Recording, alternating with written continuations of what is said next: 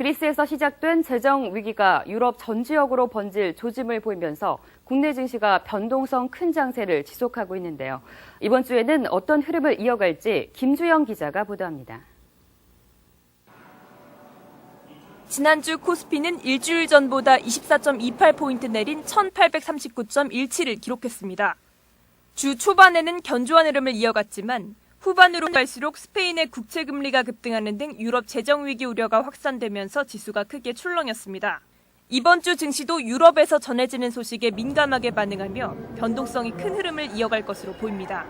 국채 금리가 좀 불안한 모습을 보이고 있고 어떤 독일의 좀 주도권, 그러니까 해결책을 제시할 수 있는 어떤 주도권을 가진 독일에서 계속 좀 소극적 자세를 유지를 하고 있어서 좀 증시가 좀 그에 대한 좀 심리적 부담감을 갖고 좀 움직일 것으로 보고 있습니다. 오는 23일 예정된 1조 2천억 달러 규모의 미국 재정 적자 감축 협상도 주목해야 할 변수입니다.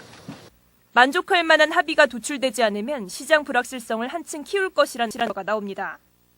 24일 추수감사절과 그 다음날 블랙 프라이데이가 증시에 긍정적으로 작용할지도 주목되는 부분입니다.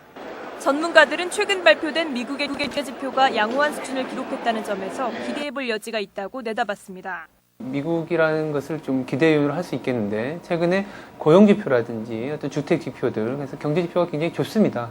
그렇기 때문에 소비 시즌에 대한 기대가 살아있기 때문에 어떤 박스권 연출을 전망하고 있습니다.